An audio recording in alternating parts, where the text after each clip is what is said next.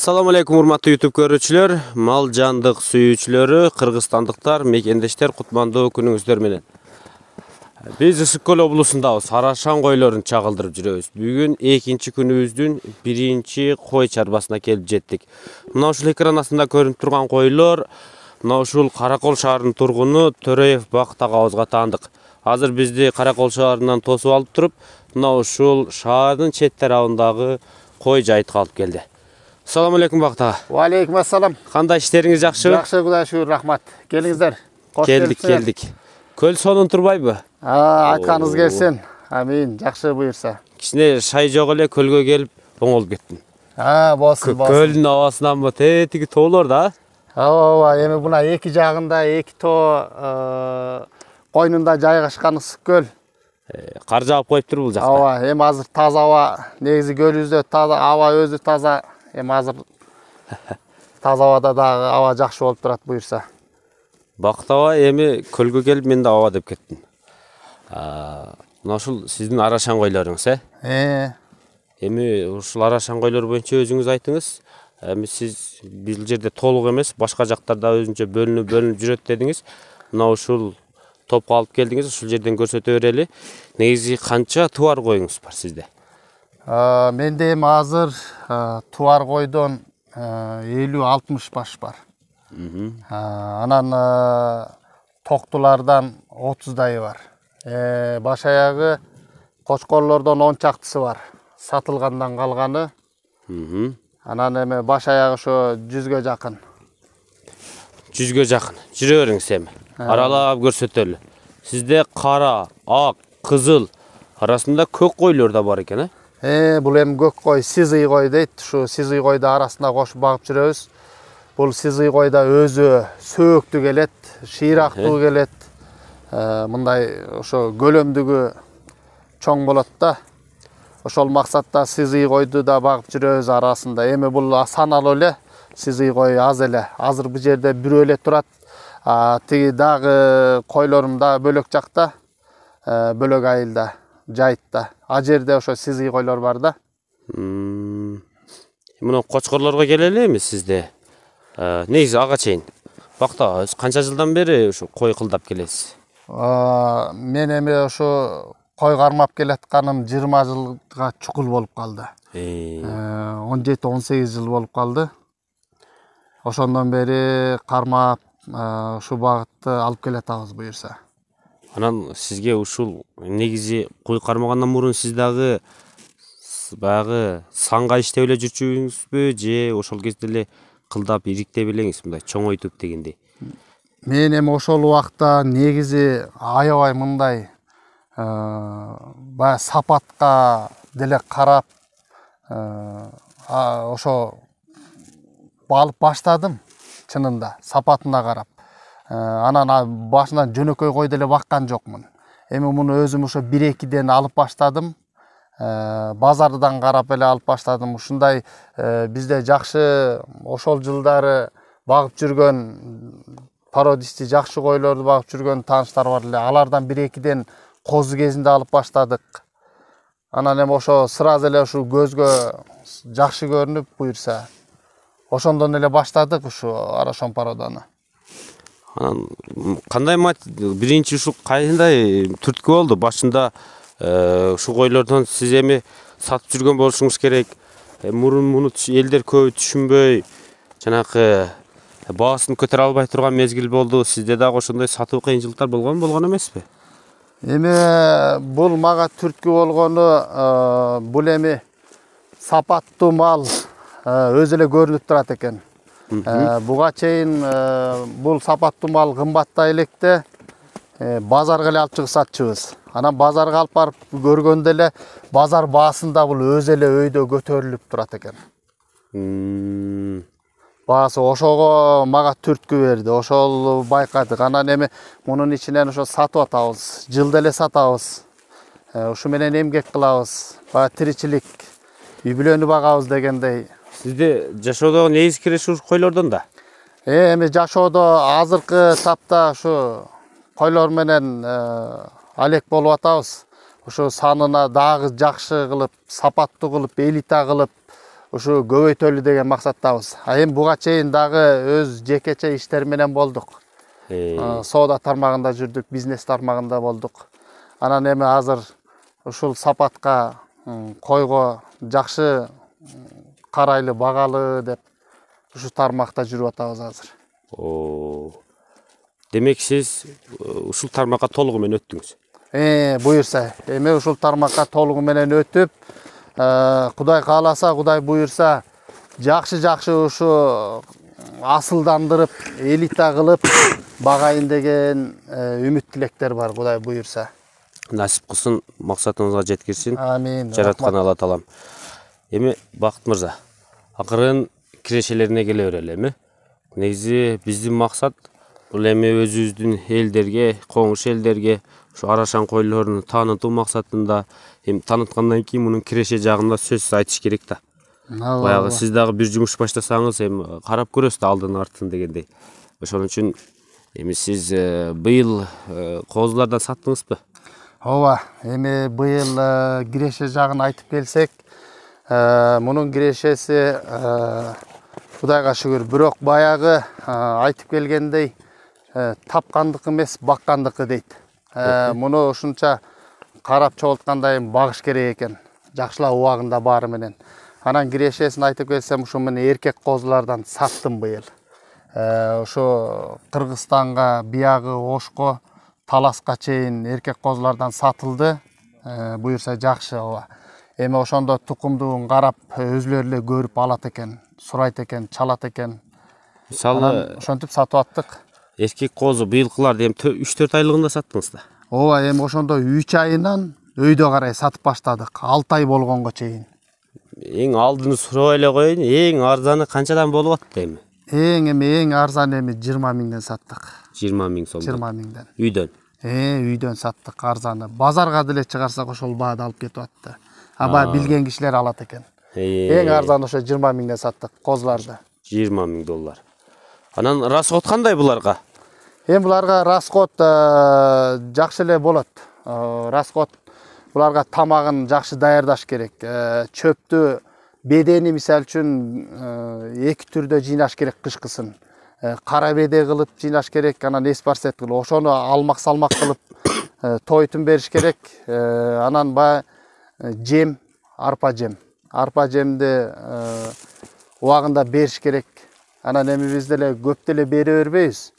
Бая тур убагында козуларды эмизип аткан кезде беребиз да.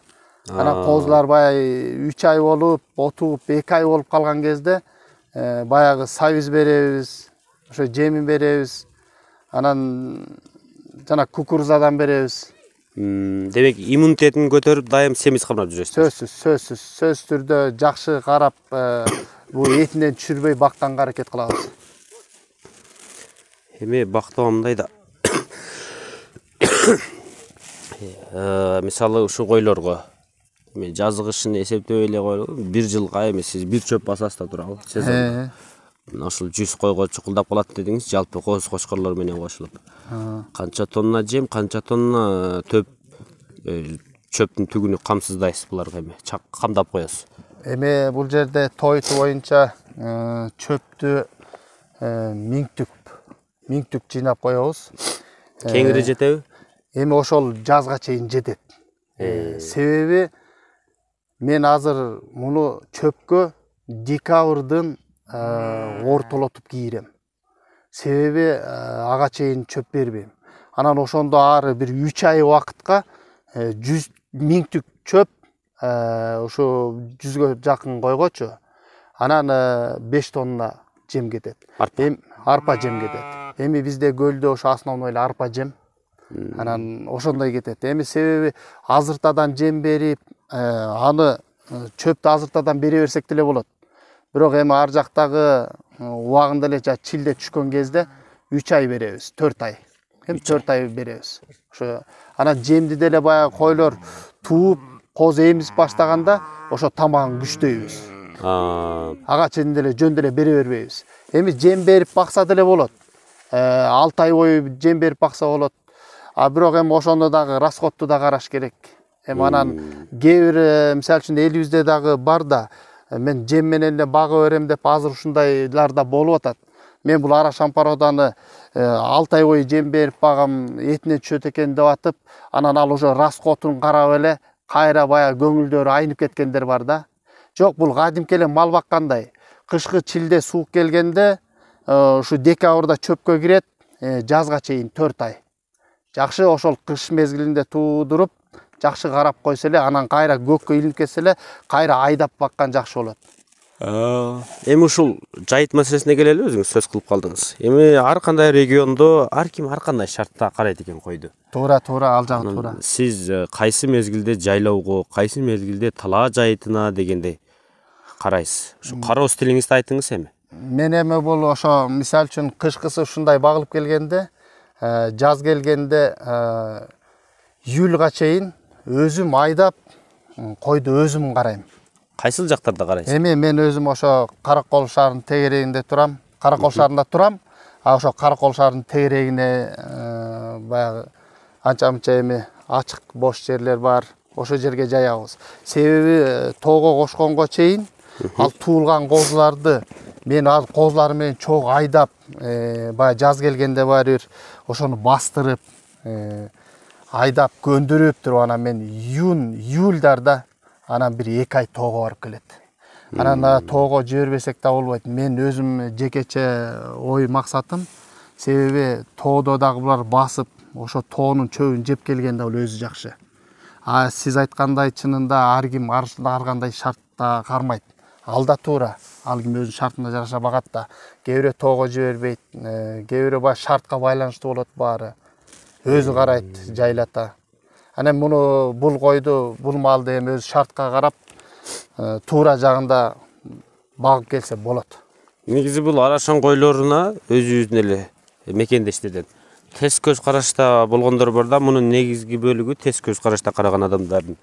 Булар стойлый деп коет орусчасы. Жайында турганга жакшы, тоого болбойт деп айтат да. Ушу сөзгө сиз кандай кошуласыз? Жок, мен бул сөзгө кошула албайм. Мен мынакей 20 жылга жакын болуп калды. Ушу койлорду тукумдатып эле ошондон бери келатып, ушу койлордон эле козу кезинде ушу койлордун энелери эле ушу тоонун чокусуна чейин чыгып жайылып жүргөн мал. Бул жөнөкөй кой менен бул койдун айырмасы кандай? Мен кечээ 4 сарайга бардым, уктум да, бул койлор путу узун, жанакы тоого карап эле, аскага карап эле баса берет, анан тез басат. Арышы кадамы узун деп сүйлөдү да баягы. Ооба. Жөнөкөй кой жайылганда акырын жайылып оттосо булар тез басып эле оттой берет депчи. Туура, ал жагына кошулам. Булар ошондой болот. Өзлөрү баягы буттары узун, өздөрү бийик келген болот. Анан арышы да чоң болот. Булар ошо тоого чыкканда ушул көп жерге чейин баягы кийик сыяктуу эле тиягына чуркап, биягына чуркап ошо көп басат да. Чынындагыдай баягы беркиндей койлордой бир жерге үйлүп эле бир жерде оттой бербейт. Бирок эми шартка байланыштуу, мисалы үчүн азыраак койду көндүрсө болот. Ар кайсы жерге жайып, карап көндүрсө болот. Чынында өзлөрү булар ушундай мындай эме болот да, өзлөрү ушундай мындай Кубаттуу. Кубаттуу болот өзү. Баскан турганы тоодо болобу, карда болобу. Бактаба эми Арашан койлорун билебиз. Эми Этмай багытында чоң койлор, сөөктүү, бойлуу, экстерьер. Экстерьер дегенде эми кыргызча айтсат 4 тарабы төп келишкен. Бүт жагынан, өңүдөн, турушунан, куйрук, баш, моюндары, буттары идеалдуу экстерьер деп коет, Ооба. Анан эми кочкорлорго келели. Могул жерде бир кочкоруңузду байкадым. Бул жерде бир кочкорду байкадым. Айланып эле көрсөтөлү. Азыр куут мезгилинде бир аз эти качканын байкадым мен. Ошо мына азыр койдун баары качып бүтүп калды буюрса. Анан азыр кочкорлор этинен түштү. Куйруктары тартылып, өзлөрү курсактары тартылып, кичине арыктап калган кези. Эми ушул кочкорлор жашы канча, каяктан келген, линиясы кандай? Кочкорлоруңуз боюнча ушул кызыл кочкордон баштап, анан ак кочкордон баштап айтсаңыз болот. Эми бул кызыл кочкорду айта келсек, бул кызыл кочкор 2 жыл болду. Чүйдө Абдулла Шарипов деген таанымал биздин агабыз бар. өзүңүздөр билгендей. Ошонун Красавчик деген кочкору болгон. Красавчик деген ушундай чоң жакшы кочкор болгон. Анан ошонун акыркы козусу болгон ушул. Анан ал Абдулла Шарипов өзү последний патрон деп ат койгон да. Мунун азыр кличкасы Патрон. Патрон. Ошо тиги аркы кызыл кочкордун кличкасы. Последний патрон. Жоон экен, Өзү мындай жоон, колу буту жоон, башы дагы жоон. Эми мына былтыркы козулардан ушул кочкордон тукум алдык. Анан быйыл дагы мына ушул 2 кочкордон тукум алабыз, Кудай буйрса. Эми ак кочкоруңуз боюнча айтып коюңузчу. Эми бул бул ак кочкор деп айтылбайт, бул ушу ачык сары деп айтылат да. Ачык сары. Ачык сары деп айтылат. Азыр уста күн суукка баягы жүнү өсүп болгонуга агыраак көрүнүп атат да. Ошондо могу кызыл койлордон айырмаланып турат. Бул ошо ачык сары өң болуп калат. Бул кочкор өзү 2,5 жашта. Тиги кочкор 3,5 жашта. Анын жашын айтпай кетиптермин. Бул өзү азыр 2,5 жашта. Бул ушу көлдөн эле өзүмдөн тукумдатып келаткан кочкорлордун тукумдун бири. Атасы кандай кочкор болгон эми? Мунун атасы чоң кызыл кочкор болгон. Эми ал азыр деле ушул көлдө ушу бул мурдатан эле өзүм коромон тукумду алып келип аткан кочкорлор. Анан буйрса мунун ошо шыйрактуу болот, мунун канында. Атасында да ушундай бийик, шыйрактуу, узун келген кочкор да. Моюндары бар экен бирок. Моюн бар. Эми бул азыр тол элек, бул 2,5 жаш. Анан эми эмки да 1 жыл болуп калса. Ошондо 4 тиштен өтүп калды, почти. Бул 4 тиштен өтүп калды да. Жакында эми 6 тиш болуп анан абсолютка кетет. Ошол кезде толот да, Кудай буйрса. Айландырып да бир көрсөтүп коелу. Эми кочкорлорду көрсөттүк, эми балдарына келели. Мен бул жерде коз кочкорлоруңузду көрө албадым.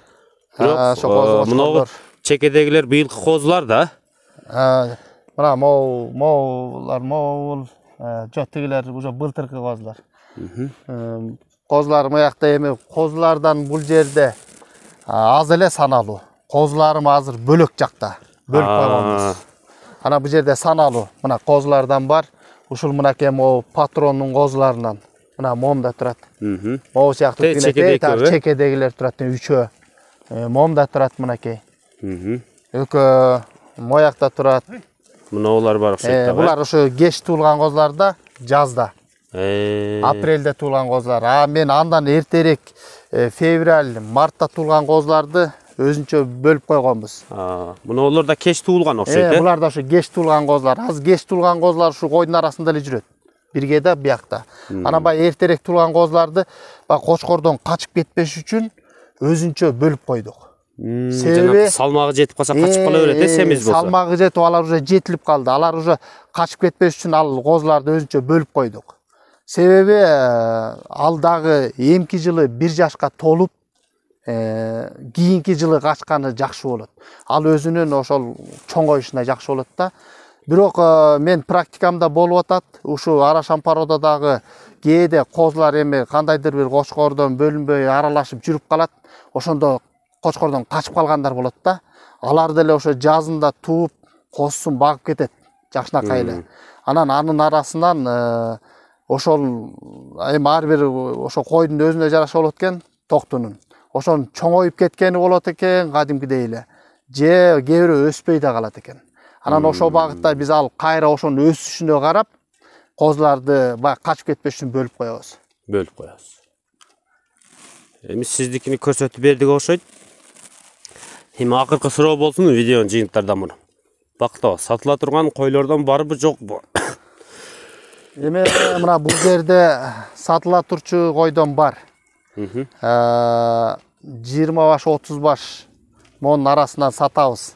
Эми бирок мунун арасынан мына момундайдан сатабыз. Могу өзү чоң кой мынакей. Ушундай ак койдон бир 4-5 бар бул жерде. Анан кара койдон 4-5 бар. Ошондо 10, анан могу кызылдардан дагы бир 4-5ти кылып бир 15 баш сатабыз.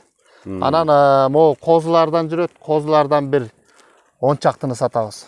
10 чакты. Баш аягы бир 20-25 баш сатабыз да. Булардын баасы кандай, келишимдүүбү же? Эми келишимдүү болот. Койлорду только эми клиентке жараша болот. Козларды өзүнчө алам десе келишим баада, койлорду өзүнчө алам десе келишим баада. Эгер ошо дүң эле алат элем десе, анда да келишим баада сүйлөшөбүз. Демек сиздин тилиңиз тапканга жараша. Эми ооба, сүйлөшкөнгө жараша, бул эми ортодогу соодабызга жараша. Анда эмесе экран астында номерлерге чалсаңыздар, ушул Бактабызга чалган болосуздар. Каракол шаарына жакынкы эле жерде турат. Так дарек Каракол деп койсок да болот да. Караколдо турам. Каракол шаары, Ысык-Көл облусу. Мунулар токтулар да? Мына мореке токту, эки тиш. Былтыр ушуну айта кетейин. Ушул мондай козу кезинде кочкордон качып калып, тууп койду. Тууп коюп, бирок козусун жакшынакай бакты. Азыр козусу биякта эмес, мен бөлүгөн. Бирок мына кой менен эле тең эле өсүп келатат. Тууса дагы. Мыналар да токтулар да? Булар да токтулар ошо. Мына караңыз. Эми Бактоо анан сизден атактуу кочкорлордон кайсы кочкорлор чыккан эми сарайыңыздан? Эми мен сарайыман ошо 4-5 кочкор былтыр сатып ийдим. Жакшы кочкорлор чыккан. Анан азыр жанагы мен ачык сары кочкорду көрсөткөндөй ошонун атасы мен сарайман чыккан. Ошо кличкасы кандай анын? Анын кличкасы азыр Крузак деп аталып турат. Бул жерде ошо өзүбүз деле көлдө, мына тааныш инилерибиз деле. Анан ошонун баласы мына өзүмдө турат. Ошондон жакшы тукумдарды алдым. Анан ушундан эркек козулардан менден ушу алгандар дагы көп болду. Былтыртан бери, мурда жылдан бери сатып келатабыз. Анан Кудайга шүгүр. Ошо менден алган королор бар. Ошолор дайыма ыраазы болуп турат. Буюрса тукумдатып келатам, сизден алгандарды жакшы келатат деп. Эми анысы кандай? Мен бул айтып аткан себебим ушул Арашан породасын баарыбыз багалы. Элибизде болсун, жерибизде болсун, кыргыз элибизде болсун, ушул бая санга эмес сапатка өтүп бакканга аракет кылалы. Менин максатым ошол. Эми бая баарыбыз да өндүрүп өстүрүп кыргыз элинде болсун деген максатым бар. Ооба, негизи кой өтө майдаланып кетти го. Ооба, эми мурункулар негизи. Эми ушуну семиртип бакса, жөнөкөй койго караганда 2 эсе салмак берет дейт, Эми ал туура. Мына азыр түрү салмакта булар азыр жөнөкөй эле мына жем жебей эле жүргөндө азыр 110 кг чейин жубой вес чыкчугойлор бар. 120 кг чейин чыкчулар бар жанагынын арасында. Баягы 54% да тура булардын эт чыгуусу. Ооба. 50-54%. 55. Кочкорлору 60% чейин барып калышы мүмкүн. Ооба. Ошондой. Аркыңыз ар кандай да. Кээ бир малдар этти азыраак берет дагы ичек чабакка көп чыгып кетип калат, Негизи укканымда мен ушу койлор сойсо 50-50. Негизи кой жандыкы өзү 50-55% аралыгында. Ошондо 100 килограммда жүргөн болсо, таза эти минимально 50 берет экен да. Таза эт. 50 жок, мен андан да үйдө берет да. Андай ошондо практикада болду. 60 килограммга чейин эт бергендер болду. Таза эт. Эми таза ошо 50дөн жогору 50-нин тегерегинде, ошо сиз айткандай, ал жемде турган койбу, же мындай жайытта жүргөн эле койбу, ошого жараша да болуп калат да. Эми сөзсүз түрдө жемде турган кой, ал этти веси оорураак болот. Ошол жагы бар. Ооба. Мына көрдүңүздөр туугандар, Бактабыздын Арашан койлору менен тааныштырып өттүк. Өзүнүн практикасын бир четтен аябай бөлүштү. Негизи сиздер дагы туура жагынан кабыл алып, бир мотивация катары кабыл алсаңыздар жакшы болот. Анан мен ушу кара балта өрөөнүндө тартып айланып, эми жүктөп жатам. Жүктөгөндө көп комментарий көрүп жатамын да, жанагы ушунчалык да кымбат болобу, күлүп жатабы деп. Анан мен көп адамдардан уктум. Мисалы, жаңы баштоочуларга да барып көрдүм. Мен да ушул мурун ушинтип 100 миңге кочкор алып, 150 миңге кочкор алып, 50 миңге ургаачы козу алып, кой кылган болсо крышасы кетип калган эле деп жүрчү элем. Эми акылым жетип атат деп уккандарды болдум. Дагы эле күлгөндөр бар. Ошорго эмне дейсиз? Убага келип түшүнөбү? Эми ал убага келип түшүнөт. Муну эң биринчиден ниеттен болот, максаттан болот. Эми бул сизге да ошондой сөздөр тийгенби башында? Эми мага деле ооба, эми ушундай бай таң калыштуу сөздөр болду. Ушунчага алдыңбы? ушунча болду деп койчай мен деген аган деген 2 үй албаймбы депчи. Ансы кандай эми кандай ниет кылып ошону алып сапатын карасаң, кайра ошого сатканга өзү келет. Анан эми мына баары эле азыр элибизде жергебизде баары эле ушул сапатка өтөйүн деп кызыктар болуп алып атышат. Ошону тукумдатып багып атышат. Анан аны өндүрүш керек, багыш керек. Бая тапкандык эмес, баккандыгы дейт. Туура айттыңыз. Мына ушундай туугандар. Негизи чанакы Кара Балта коргонда табылды деген агабыз айтты. 2 коюна портереки сунуштаса да бербей койдум десе адамдар күлүп атпайбы? А кечеге келдим, bir койго $7300 сунуштады десе да бербей койдум десе мен таң калдым. Бирок ошо койду алып чыгып көрсөткөндө менин эгим түшүп эле калды, чынын айткандачы. Мисалы, бул кой эгистүү быйыл козуларын $5000 экөөсүн бердим деди. Ооба, туура. Туура. 2 тууганда $7300 ашып да кетет экен да. Ооба. Эми ал ошол да, ошол актап атат. Мына биз чет өлкөдөгүлөр, чет жагы боордош туугандар алып атат. Мына кызыктар болуп атат. Биягы Казакстан болсо, биягы мынагы Өзбекстанда эми суроолор көп. Ансы кандай ошо болуп эле муну элита кылып, ушу бардык жерде өсүп өнүшү бул өзү жакшы. Ооба. Анда эмесе көрсөтүп бердик туугандар. Аман ага бизге түшүндүрүп өткөнүңүзгө дагы чоң рахмат билдиребиз. Көрүүчүлөрүмдүн дагы рахматын мен азыр эле сизге жеткирип коеюн. Анда эмесе жошуңуздан жазбаңыз. Биз дагы көрсөтүп бердик. Эми кийинки короолорго которулабыз. Кудай буйруса дагы Ысык көлгө келип калсак, аман абабызга жолугуп, балким эрте жазда келип козуларын көрүп кетебизби, насип кылса. Бакыт. Бакыт абабызга келип. Анда эмесе биз видеону жыйынтыктап туугандар, аманчылыкта көрүшкөнчө, мына ушул сандан сапатка өтүп, өзүбүздүн кыргыздардан чыккан арашан койлорун өтүңүздөр. Чындыгында келбеттүү, сөөктүү, караганга да жакшы туугандар. Мына өтүңүздөр, сандан сапатка өтөлү, аманчылыкта көрүшкөнчө. Рахмат. Бактабанын үйүнө келдик. Үйүнө келип короосуна көрсөк, зор козулары бар экен. Ушуну тартып коелу дедик. Быйылкы коз кочкорлор да бактаба. Ооба, быйылкы коз кочкорлор. Мартта туулгандар. Марттын ортосунан, анан могу сизый болуп турган апрелдин 16-сында туулган. Могу көк, А булар ушу марттын 20-сынан кийин туулгандар тигилер. Анан тети аркы кичирээк, ошо ал апрелдин аягында туулган козу. Эң кичинекейби? Эң кичинекейи. 4 коз экен. Ол жакта чоң кочкор бар. Бул ошо быйылкыдан сатылгандан калганы калды да. Кудай буйрса эми. Булар сатпайсызбы анан? Жок, булар сатылбайт. Булар эмди жылкыга, уруктукка. Кулактары өтө узун экен, Буйрса кулактар ошо 24, мунуку. Тигиники 23, тигиники 22. Көптүкө. Айтат экен булар, Мына туугандар 4 коз турат, коз кочкорлор. Ол жакта чоң кочкор бар, кочкорду кирип көрүп коелучу.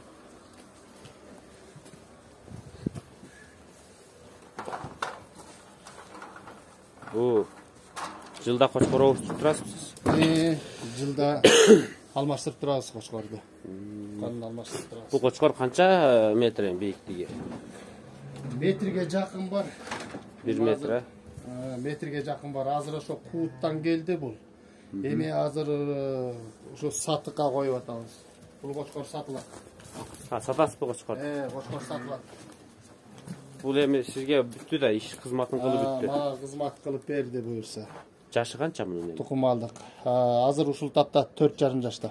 Мунун урук түбү кандай дейм эле, мен алган адам ушуну бүткөсө жакшы. Туура. Эми бул урукту түбүн биз өзүбүз 2 жашында сатып алганбыз. Бу жакта бизде Дыйшында дунган туугандарыбыз бар. Ошо жерден сатып алганбыз чынында. Анан бул 2 жыл койго кошуп тукум алдык. Балдар түштүбү сизден эми? Балдары түштү буюрса. Мындан да алдык. Канча жаш дедиңиз сиз? 4,5 жаш. 4,5 жаш. Мына көрсөт туугандар, 1 метрдин төгөрөгү деди. Азыр боюн өлчөп көрсөк деле болот, десли. Метриңиз барбы, жокпу? мен ага чейин куйруктарын көрсөтөм.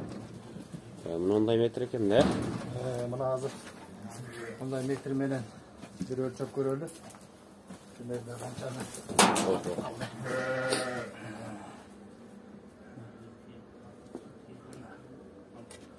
Эми чак турду. Чак турду. Мынакей ошондо азыр канчага барып калат экен? Мына жерде бир дөң болот, Ошону көрө алат. Примерно ошону басып туруп кылганда эми мындай 1 метрдин төгөрөөк болот экен да туугандар.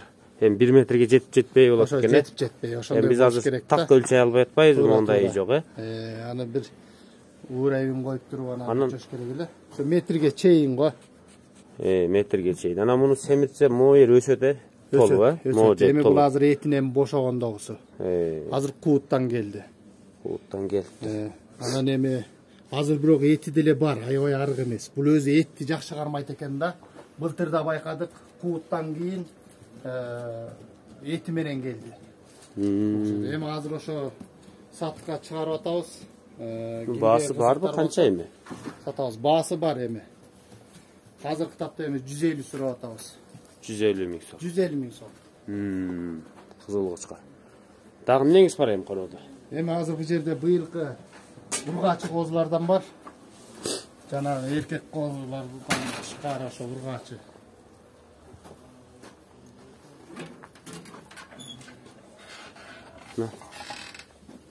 Ата койлоруңуз туулуптур, Бул жерде могу биринчи туут тек тууп койду. Анан могу жерде дагы бирөөсү туйын деп турат. Анан могу. Мына булар козу. Могу быйыл козуларбы? Быйылкы козулар могу 4 тең. Бул асты февралда туулган, арты мына 14 апрелде туулган. Чегедеги 4-өсү. Ошо козулар, быйылкы козулар. Буларды үйдө эле карап атасызбы? Буларды эми баягы кочкордон качып кетпесин деп үйгө кармап атабыз. Эми баягы чоңурактары качып кетет да. Анан майдалары, бир аз кичиректери азыр кеч туулгандары ошо тиги жайытта жүрөт. Эми аларды деле жакын арада бөлүп келебиз. Баягы кочкордон качырбаганга аракет кылабыз да. Булардын кайра кийинки өсүшүнө жакшыраак болот. Мына токту тууп койгон окшойт, Бул тууп койду ошо, бул да. Былтыр коз кезде качып калды беле? Бул ошо жазында коз кезинде качып калып атат да. Ошондо бул өзү быйыл пайдей быйыл качыш керек болчу. Пайдей азыр күзүндө качыш керек болчу да. Кандай анан бул кой эми өспөй калбайбы? Эми муну убакыт көрсөтөт.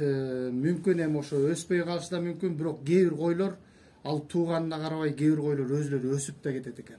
Эми бул ар кандай болот экен. Коз кандай түштү анан? Коз эми орто түштү. Баягы негизи биринчи тур анча болбойт деп коет го. Эми биринчи турда жетише албай, генетикалык жактан витаминдер жетиштире албашы мүмкүн, Туура ошондой болот. Боз мезгилде өзүн жакшы карабай, ошондой да. Мына тиги аркы козулар бою өткөндө тети аркыны өлчөдүм, аны эртерээк кыркып койгон. Ошо төл башы. Бою 87ге барды. Ортодо башы көтөрүлүп турган, Могу жүнү менен муну эртерээк кырккам. Анан тиги козуларды тиги экөөнү андан кийин кечирээк кыркып койгом да. Бул кара козу кыркыла элек. Балапан жүнү алына элек. Туугандар, мына көрдүңүздөр. Бактабан үйүндөгү сарай экен. Башка жерлерде биз көрө элек койлору бар.